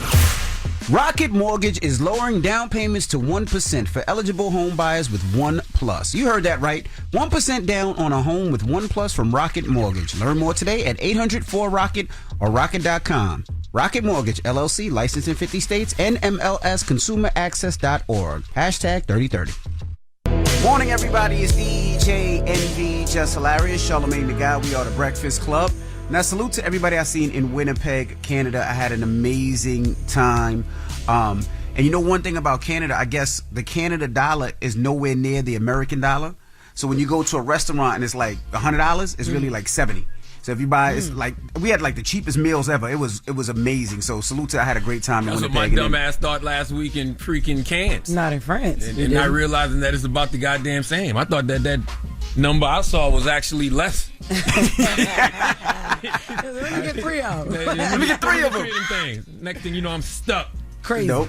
Nope, Winnipeg is it's like 30% less. So if it's $100, it's like $70-something, which was amazing. And then salute to everybody in Albany. I did a spot in Albany, had an amazing time. So salute to everybody in Albany. Now, Jess, I know you was in Buffalo, right? I was in Buffalo, yes, the most ratchet city I've been to in a long time since I've been in Baltimore. And I love it though because the love is crazy. It was just amazing. I'm talking about they cooked for me. They sent me masseuses, man. Even the Airbnb host left me a nice little gift in the house. Like I'm talking about from the dispensary. Like it was amazing. It was. Oh, you mean weed? Yeah. But I was trying to be very professional. Cannabis. Call it cannabis. Yes, it's illegal in New York State. Was it good? It was great. I'm still smoking on it. You know what I mean? So it was good. Shout out to the makeup artists out there, man. Everybody, it was lit. Devet the Threat on 93.1 or 91.3 WBNY. Like it, the whole city, I just felt love. Now I didn't realize that Buffalo was that small too. I didn't know that Buffalo was such a small city like that. But shout out to Buffalo, y'all. Can't wait to come back next year. And all the staff at Helium Comedy Club. I was treated so greatly there. But this weekend, Virginia Beach, Virginia, I'm coming. I see y'all this weekend, Friday and Saturday at the Funny Bone. We got 4 shows this weekend. I love y'all very much, and I'm trying to add shows on Sunday. I don't do shows on Sunday, but since we have off all next week, I will be adding shows if y'all sell out Friday and Saturday of this week. So make sure you get your tickets at JessHilariousOfficial.com or FunnyBone.com. All right. Now, also salute to Ice Cube for the Big Three and Dwight Howard for joining us this morning. Yeah, man. Dwight Howard, that's his first time ever on Breakfast Club. He got to pull up by himself, though. Yeah, he was excited. He was happy to come here and sit down with us, though. He definitely was. Even though he still looked like he was standing up when he was sitting down. Absolutely. All right, and when we come back, we got the positive notice, the Breakfast Club. Good morning. Morning, everybody. It's DJ NV, Jess Hilarious, Charlamagne the Guy. We are the Breakfast Club, reminding you guys my car show. We announced 2, of course, the one in Hampton, Virginia, which is July 19th, and then the one in New Jersey is August 16th. So if you haven't got your tickets, get your tickets. It's a family fun day. I want you to bring the kids, bring the family. There's rides, there's entertainment, of course, cars, music. We got bars, we have food trucks. It's just going to be a family fun day. Bring the kids. Kids 5 and under are free. If you haven't got your tickets, get your tickets now. Now, Charlamagne, you got a positive note? I do, man. And it's really just simple. It's just simple on a Monday morning. You know, the B. Simone conversation made me think about it. Great success requires greater sacrifice. What's wrong with you, man? Because he is an idiot, yo. No, listen, for real. Great success requires greater sacrifice. But I just want y'all to know, not being able to shop at Bloomingdale's no more is not really a sacrifice with your freaking luxury-loving ass. What's wrong with us, man? Why do we always want to look like we got it, okay, but don't actually have it? What is wrong with us, man? Seriously. Cut it out, B. Simone. I love you, though. Have a great day. Breakfast Club, bitches! Y'all finished or y'all done?